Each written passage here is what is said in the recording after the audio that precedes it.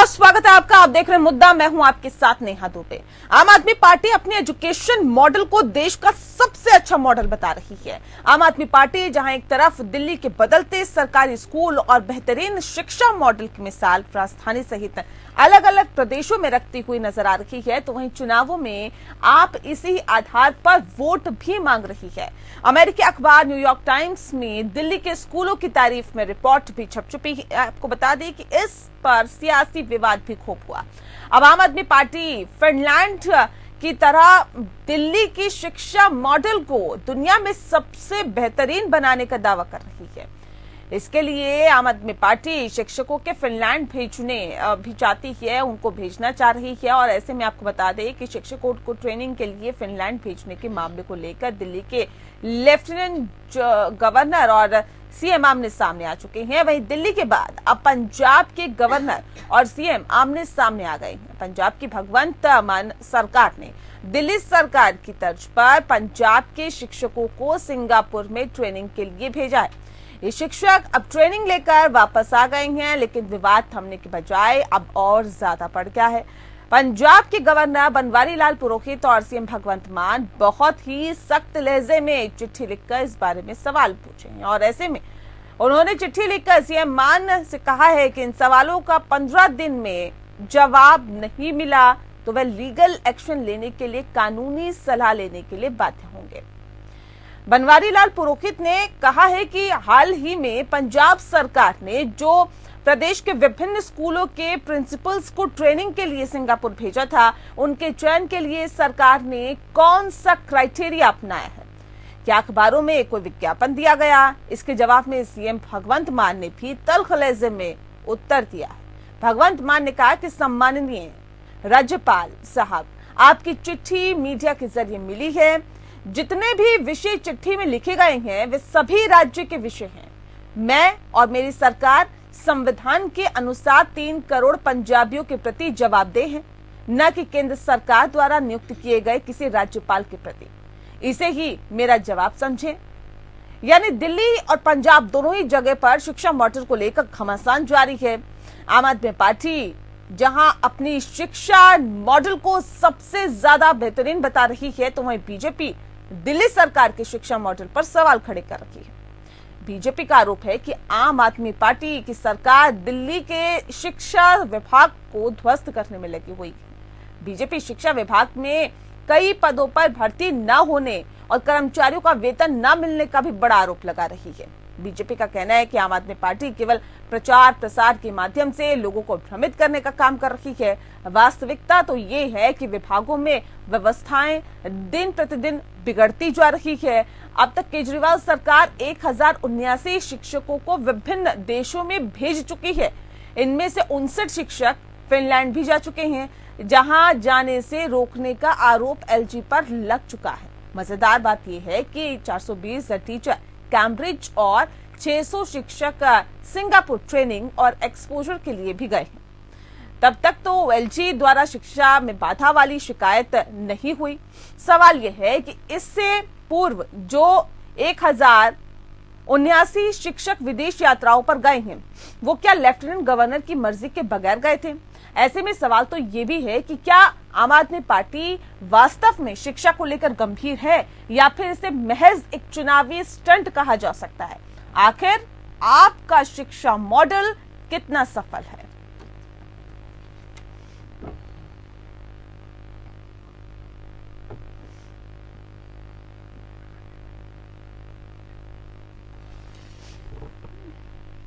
और चलिए इस विषय पे आज हम तफसील से चर्चा करेंगे। खास मेहमान हमारे साथ मौजूद हैं, उनसे आपका परिचय करा देते हैं। इस वक्त हमारे साथ संदीप दुबे जी हैं, नेता है भारतीय जनता पार्टी के, बहुत स्वागत है आपका।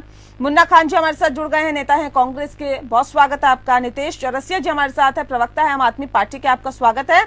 मनोज दीक्षित जी इस वक्त हमारे साथ जुड़ गए हैं, पूर्व वाइस चांसलर है, सर बहुत बहुत स्वागत है आपका भी। इस खास कार्यक्रम की शुरुआत नितेश जी आपके साथ करते हैं। क्या है आपका शिक्षा मॉडल, थोड़ा सा विस्तार से बता दीजिए।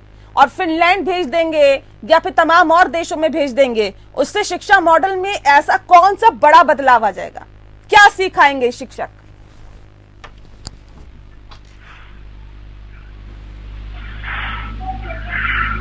सर आवाज नहीं मिल पा रही है आपकी।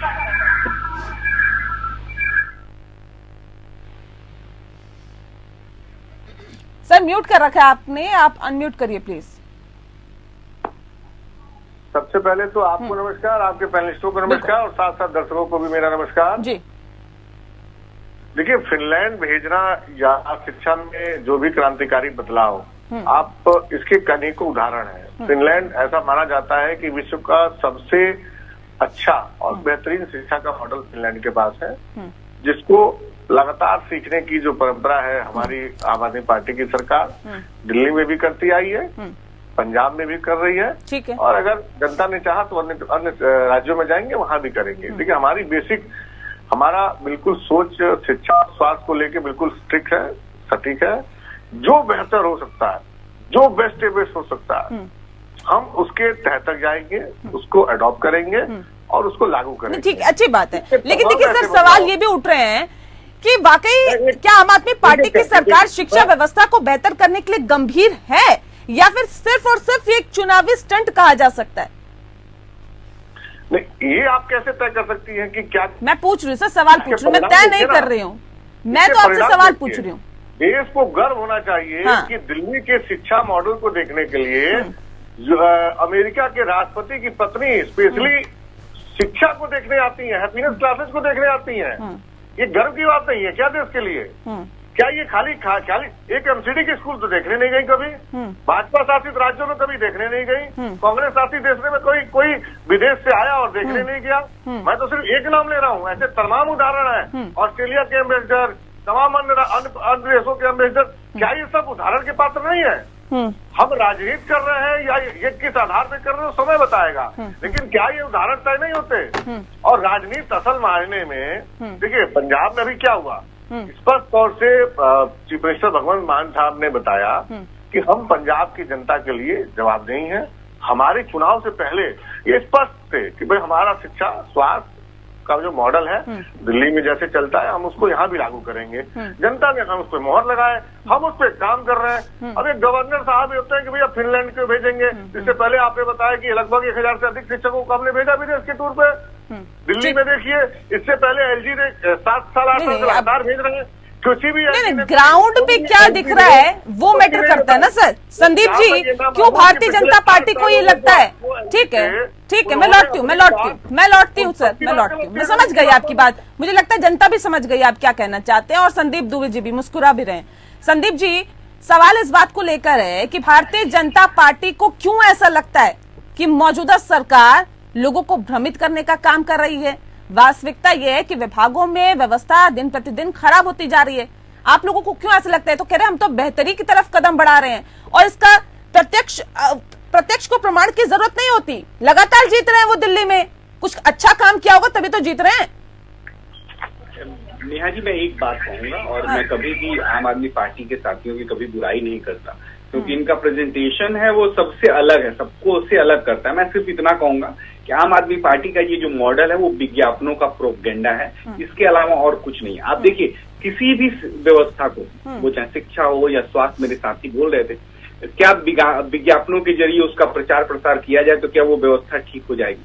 सबसे इम्पोर्टेंट है कि किस क्राइटेरिया के अंतर्गत आपको उसको मापना चाहिए कि आपकी शिक्षा मॉडल अच्छी है या बुरी है। मैं साफ साफ कहना चाहता हूँ कि दिल्ली की जो शिक्षा व्यवस्था है, इन्होंने पूरा ध्वस्त कर दिया। आज दिल्ली की हकीकत है, 1000 आपने ने बताया कि 29 स्कूलों में से 853 जो स्कूल है उसमें तो प्रिंसिपल ही नहीं है। दूसरी बात, स्कूलों में अस्थायी टीचर तक इनके पास आज पढ़ाने को नहीं है। आप बोलिएगा आम आदमी पार्टी के साथी जब बोल रहे हैं तो ये सिर्फ और सिर्फ क्या करते हैं, झूठ बोलते हैं। और ये जो विज्ञापन है, 8-8 करोड़ रुपए ये साल के विज्ञापन खर्च करते हैं, और आपको पता है गरीब बच्चे जो हैं उनका भला हो, इसके लिए इन्होंने कभी कोई काम नहीं किया। कम से कम हजारों संख्या में जो ईवीएस क्लास के बच्चे जो प्राइवेट में था, कि प्राइवेट में अगर पढ़ते हैं तो उनको मुफ्त में शिक्षा मिलती थी, उससे भी इन्होंने वंचित करने का काम किया। बिल्डिंगों की स्थिति देख लीजिए, दिल्ली के अंदर हजार स्कूल चलते हैं, 500 ही स्कूल के सिर्फ बिल्डिंग है, और इन्हीं 500 में 2 बार सुबह और शाम को पढ़ाई होती है। दूसरा, इन्होंने कोई एक बिल्डिंग बनाई हो, कोई एक नया स्कूल खोला हो, कोई एक ऐसा काम कर दिया हो जिसकी वजह से आम आदमी पार्टी का जो ये मॉडल है आपके ऊपर भी सवाल खड़े हो रहे हैं कि इसको कंटिन्यू किया जा सकता है। ठीक है मुन्ना जी, आप लोगों के ऊपर भी सवाल खड़े हो रहे हैं कि आखिर आप लोग किस हालात में दिल्ली को छोड़ के गए थे? शीला दीक्षित मुख्यमंत्री थी, आप लोगों की सरकार थी, किस हालात में छोड़ के गए थे कि इतने सुधार की गुंजाइश शिक्षा व्यवस्था में है? और आम आदमी पार्टी कह रही कि हमने तो काम करके दिखाया है, आप लोग तो बहुत खराब हालात में छोड़ के गए थे। फर्जीवाल जी के वादे भी सारे फर्जी हैं और ये विज्ञापन की सरकार है। आप हमें 2-3 मिनट दे, मैं पूरी बात रखता हूँ। इनके वादे थे कि 500 स्कूल बनाएंगे, क्या इन्होंने एक स्कूल बनाया? इनसे जवाब लिया जाए। 800 स्कूल में प्रिंसिपल नहीं है, 600 ऐसे स्कूल में जाओ प्रिंसिपल नहीं है, 63% स्कूल में साइंस की पढ़ाई नहीं होती, 83% स्कूल में इतिहास की पढ़ाई नहीं होती। तो ये है इनका शिक्षा मॉडल। ये जो बार बार कह रहे हैं कि अमेरिका से लोग आते हैं हमारे स्कूल देखने, तो ऐसे 2 ही स्कूल है जिनको इन्होंने रंग रोहन करके चमका करके रखा है कि आओ जी देखो। बाकी हालात खस्ता है। मैं तिमारपुर कॉन्स्टिट्यूंसी में रहता हूँ, अगर हमारे मित्र चाहे तो आके यहाँ देख सकते हैं। एक क्लास में 70 बच्चे पढ़ रहे, टॉयलेट की गंदगी दिख जाएगी, बाहर उसकी साफ सफाई वो भी दिख जाएगी, किस तरीके से बच्चे पढ़ रहे। और दूसरी बात ये कि शिक्षा के 3 सेक्टर है, एक प्राइवेट सेक्टर है, एक नवोदय विद्यालय, दूसरा सरकारी सेक्टर है। तो क्या नवोदय विद्यालय को आज सरकारी सेक्टर आप टक्कर दे रहा है? क्या प्राइवेट को टक्कर दे रहा? तो जवाब अगर नहीं दे रहा तो इनके वादे फर्जीवाड़े। ठीक है, कुल मिला के आपको भी सवाल वही है कि आखिर कितने स्कूलों का निर्माण किया गया? मैं पूछूंगी, नितेश जी हमारे साथ जुड़े हैं, लेकिन उससे पहले पूर्व वाइस चांसलर इस वक्त हमारे साथ जुड़ा हुए हैं, मनोज जी। मनोज दीक्षित जी, सवाल इस बात को लेकर है, दिल्ली में शिक्षा व्यवस्था क्या वाकई बेहतर हुई है? अगर हुई है तो अब इस वक्त कितनी आप बेहतरी की गुंजाइश समझते हैं? धन्यवाद आप सभी। नमस्कार। ये कुछ बातें कहूंगा जो बड़ी तल्ख लगे। शिक्षा कुल मिलाकर राजनीतिक अर्थ नहीं है, राजनीतिक प्रायोगिकता को लेकर कहीं भी नहीं है। वो दिल्ली इसका एक्सेप्शन नहीं है, पंजाब उसका एक्सेप्शन नहीं है, गुजरात, उत्तर प्रदेश कोई भी एक्सेप्शन नहीं। प्रायोरिटी एजुकेशन सिस्टम नहीं है।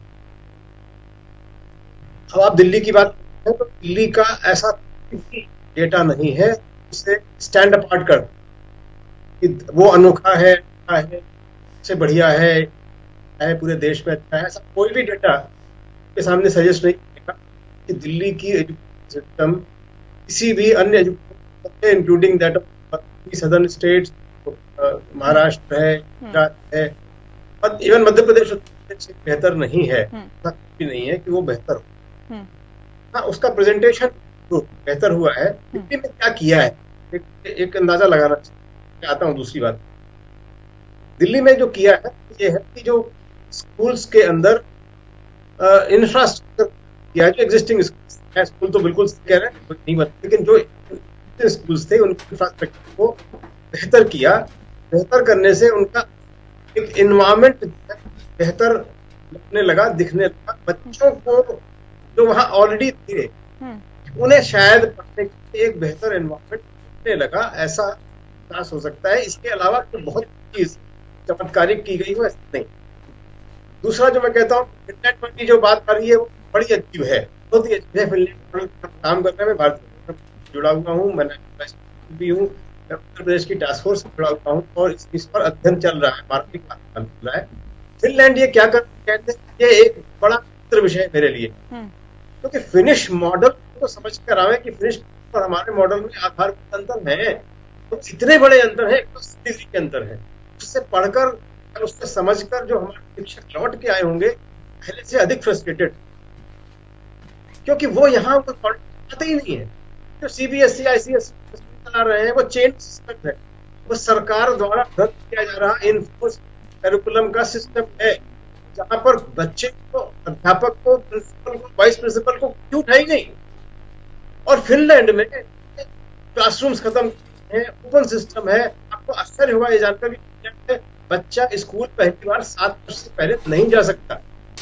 ये तो 7 years of freedom, learning from learning from society, learning from family, तब वो स्कूल पहुंचता है। और स्कूल बहुत ही इनफॉर्मल मैकेनिज्म बने हुए हैं, यार नो क्लासरूम, वहां पे है, बच्चा कर है, एक दिन में 90 मिनट से क्लास नहीं हो सकती। तो उससे हम सीख के क्या, आश्चर्य होता है कि फिनलैंड क्यों गए थे। हम शायद अगल बगल के देश में चले जाते जहाँ कुछ बेहतर हो रहा है पहले से अच्छा। कॉलोनियल सिस्टम से उभरे हुई व्यवस्थाएं हैं, उनको समझकर उनसे बेहतर करने की कोशिश। बहुत महत्वपूर्ण सवाल इस बात को लेकर, देखिए अभी संदीप जी ने भी इस बात को कहा, मुन्ना जी ने भी कहा कि कितने स्कूलों का मौजूदा सरकार ने निर्माण कराया, पहली बात।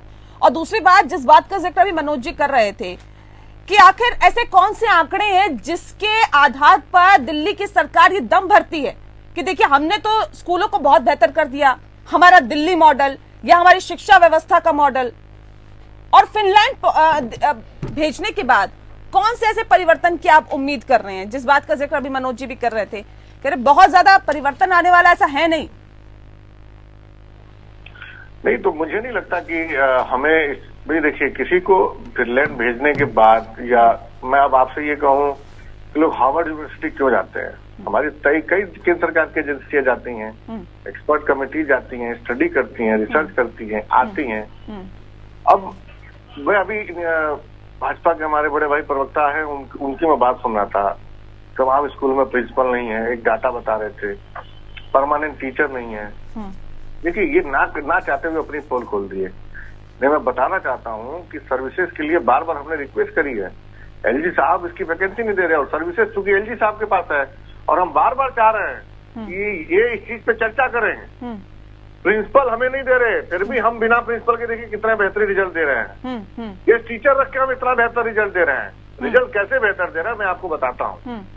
आप आइए, एक टेलर का लड़का IIT करता है और वो चीफ मिनिस्टर के लड़के के साथ बैठकर IIT इंजीनियर करता है, इंजीनियरिंग पढ़ाई करता है। उसकी हैसियत नहीं थी, माफ करिएगा मुझे सब थोड़ा गंभीर यूज करना पड़ रहा है। वो एक गरीब था, इसलिए उसका अधिकार नहीं छीना जा सकता। इसलिए जय भीम योजना लाई गई। कोई भी किसी वर्ग का व्यक्ति हो, सिर्फ कोई EWS कैटेगरी हो, आय से उसकी 1 लाख रुपए से उसकी आय कम हो, वो व्यक्ति हायर एजुकेशन की क्लासेस ले सकता है विदाउट एनी फीस। सरकार उसकी पेमेंट करेगी। आप अगर हायर एजुकेशन लेना चाहते हैं, एजुकेशन के लिए आपके पास कोई प्रॉपर्टी नहीं है लोन के लिए, आप लोगों को ऐसा लगता है कि दिल्ली में शिक्षा व्यवस्था का स्तर आपने इतना बेहतर कर दिया, ये शिक्षा व्यवस्था को इतना बेहतर कर दिया, तो जो बड़े बड़े मिनिस्टर हैं, सुन लीजिए ना सर, सुन लीजिए, आप लोगों के मिनिस्टर सुन लीजिए, अरविंद केजरीवाल के बच्चे कौन से स्कूल में जाते हैं, मनीष सिसोदिया के बच्चे कौन से स्कूल में जाते हैं, सरकारी स्कूल में क्यों नहीं जाते। 30 सेकंड की बात और कह रहा हूँ, केंद्र सरकार की तमाम ऐसी रिपोर्ट आई हैं जिसमें टॉप 10 में दिल्ली की सरकारी स्कूल की संख्या सबसे ज्यादा रही है।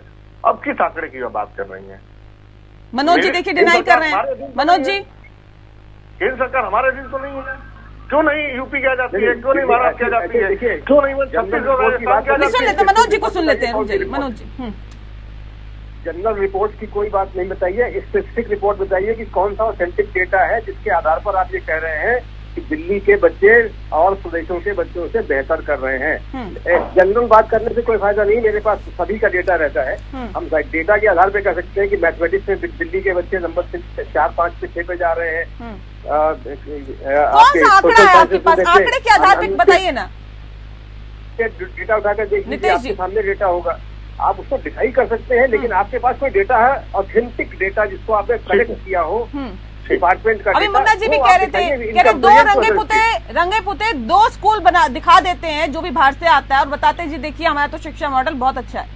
नहीं, स्कूलों में लगाई बताई की है, वो एक अलग विषय है, वो अलग इतिहास का विषय है, लेकिन वो लगाई नहीं करता। मुंबई जाता है, स्कूलों की लगाई बुताई से उनकी क्वालिटी बढ़ जाएगी। ये कैसे होगा? ये रही कि ये विदेश से बुलाते हैं और सफेद पन्नी, सफेद वो कागज वो लगाते हैं चादर, कि कोई देख ना दे ओरिजिनलिटी क्या है। नहीं, अभी आप मनोज जी की बात का आंसर करिए। सवाल ये कि ऐसा कौन सा आंकड़ा है, कौन सा ऐसा आंकड़ा है आपके पास जिससे ये तय हो कि मध्य प्रदेश के जो स्कूल के बच्चे हैं उनसे बेहतर है दिल्ली के बच्चे? बिल्कुल। कैसे तय होगा? मैं आपको दिखाता हूँ। इससे पहले दिल्ली सरकार ने अभी रिसेंट में इंटरप्रेन्योरशिप के लिए एक अच्छा सा स्किल तैयार करा। उसमें लगभग 150 आइडियाज आए। मुझे एक उदाहरण दीजिए, वो सारे सरकारी स्कूल के बच्चे थे। एक उदाहरण दीजिए पूरे भारत में जहां वो 150 आइडिया ला करके एक इंटरप्रेन्योरशिप के लिए पढ़ाई करने का कोई अगर पहल करा, ऐसा कोई प्रावधान। कोई एक ऐसा मुझे कॉलेज पूरे भारत में एक उदाहरण दे दीजिए तो इस तरीके की टेक्नोलॉजी लाके। दूसरी चीज इंटरप्रेन्योरशिप के साथ साथ हमने एक डायरेक्ट कनेक्टिविटी रखी जो बड़े बड़े इंटरप्रेन्योर हैं जिसको हम अप्रोच कर सकते हैं, उसके साथ बच्चों को डायरेक्ट टाई अप करा देगा। एक्सेलेंट जो हमने एक्सेलेंट फीचर लेके आया इसी में स्कूलों में एक मॉड्यूलर 3 मॉड्यूलर हमने कन्वर्ट करे, एक सर्वोदय, एक्सेलेंट और उसके बाद अपर पे जो सर्वोदय है उसमें अगर ठीक है। अब आप मुझे अभी संदीप जी भी कुछ कहना चाह रहे हैं, उनका मैं रुक करूं उससे पहले बता दीजिए जो सवाल मैंने आपसे पूछा, नहीं जो सवाल मैंने आपसे पूछा कि मनीष सिसोदिया के बच्चे या फिर सीएम केजरीवाल के बच्चे कहाँ कौन से स्कूल में जाते हैं और वो सरकारी स्कूल में क्यों नहीं जाते, अगर आपने शिक्षा के स्तर को इतना बेहतर कर दिया तो। बच्चे उनके अरविंद केजरीवाल जी के दोनों बच्चे, एक बच्ची इंजीनियर बन चुकी है, एक इंजीनियरिंग की पढ़ाई कर रही है और साथ के साथ तो आपके कौन से मंत्री के बच्चे आप मुझे बता दीजिए जो सरकारी स्कूलों में जाते हैं। एक मापदंड आपने खड़ा कर दिया या आप एक पैमाना खड़ा करने की बात कर रहे हैं। दिल्ली सरकार के अधीन है, वो हमारे ही बच्चे हैं। आप उसको अलग अलग करने की प्रयास कर रही होंगी। हमारे 16 लाख की जिम्मेदारी है। सर अच्छी राजनीति कर लेते हैं, अच्छी आप बयानबाजी कर लेते हैं, वो ठीक है, लेकिन आप आंकड़ों के बाद आप आंकड़ों के साथ स्पष्टीकरण नहीं दे पा रहे, इस बात को भी मान लीजिए। संदीप जी कुछ कहना चाह रहे, रुक मैं कर लेती हूँ, ठीक है मैं लौटती हूँ। दिल्ली की जनता हमारे बच्चों को पढ़ाने के लिए चुनती है, हमें दिल्ली के बच्चों को पढ़ाने के लिए चुनती है, तो माफ करिएगा। बहुत सुंदर आपका दिल्ली का मॉडल है। मुझे एक सवाल का सिर्फ जवाब दे दीजिए, इंजीनियर बनने के लिए कौन कौन विषय पढ़ना आवश्यक होता है? जो पढ़ के लोग इंजीनियर बनते हैं, आपको पता ही होगा, अरविंद भाई की बिटिया भी इंजीनियर है, घर में सब लोग इंजीनियर, वो विषय बता दीजिए। गणित पढ़ना होता है कि नहीं? आपके दिल्ली सरकार के स्कूलों में गणित के शिक्षक नदारत हैं। विज्ञान पढ़ना होता है कि नहीं? विज्ञान के शिक्षक नहीं है। तो होमवर्क तो अच्छा नीति करके आना पड़ेगा। हम लोग बुराई नहीं कर रहे हैं, हम भी दिल्ली में रहते हैं, आलोचना नहीं कर रहे हैं, आप इसको अन्यथा ले रहे हैं कि आप आलोचना कर रहे हैं। आप अच्छी बात है, आप अपनी और जो लगाना है लगा दीजिए, रहेगा तो वो सीसा ही ना। तो सबसे इम्पोर्टेंट है अच्छे शिक्षक की आवश्यकता अगर है दिल्ली सरकार को, तो आप फिनलैंड भेज के दिल्ली में कैसे अच्छे शिक्षक की व्यवस्था करें? ये कह रहे देखिए दिल्ली में अच्छा काम हो रहा है तो आप लोगों की आंखों में खटक रहा है, भारतीय जनता पार्टी की आंखों में खटक रहा है, आप लोग देख नहीं पा रहे हैं। आप बताइए ना, आपके कौन से प्रदेश में बहुत बेहतर काम हुआ है शिक्षा के स्तर को सुधारने के लिए? देखिए नहीं आज सारे जगह शिक्षक है, कहीं प्राध्यापकों का अभाव नहीं है। दिल्ली में तो प्राध्यापक ही नहीं है, प्रिंसिपल बिना प्रिंसिपल की स्कूल चल रहे हैं। दूसरा हर जगह जो मेंटेनेंस के नाम से बिल्डिंग पुताई का काम पूरे देश में होता है, कोई सरकार करोड़ों विज्ञापन नहीं खर्च करती। यहाँ तो वो जितने की पोताई नहीं होती उससे ज्यादा विज्ञापन खर्च हो जाता है। दूसरा ना एक ही बात नीतीश भाई से पूछिए कि इंजीनियर बनने के लिए किस किस विषय की पढ़ाई विज्ञापन देने के आरोप तो आप लोगों के ऊपर भी बहुत लगते हैं संदीप जी, इससे आप इनकार नहीं कर सकते। बहरहाल में इस वक्त की कमी है। बहुत शुक्रिया आप सभी मेहमानों का हमारे साथ इस खास चर्चा में शामिल होने के लिए। मुद्दा में फिलहाल इतना है। नमस्कार।